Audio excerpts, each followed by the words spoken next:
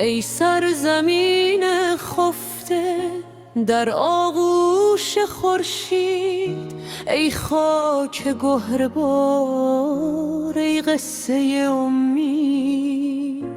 در رگرگ سنگت غرور باستان است، نام بلندت فخر کل جهان است. از قله های پامیر تا دشته های آزاد، هر ذره از خاکت بادا همیشه آباد.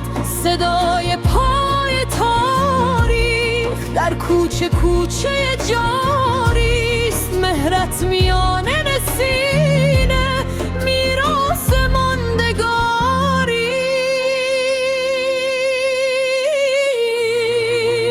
است.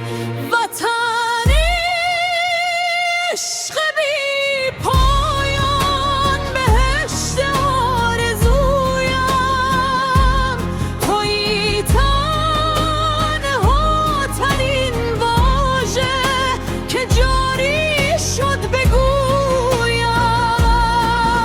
اگر 100 پاره گردم فدای یک غبارت،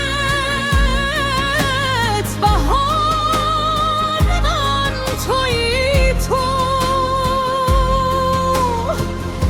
خوشم با شور زارت، 100 زخم اگر خوردی باز ایستادهای مغرور.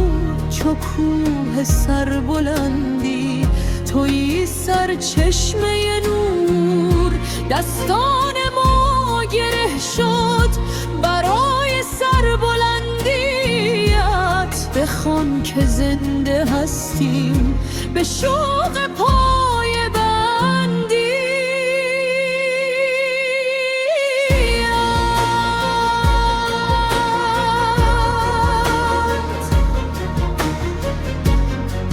وطن یعنی شرف، یعنی هویت.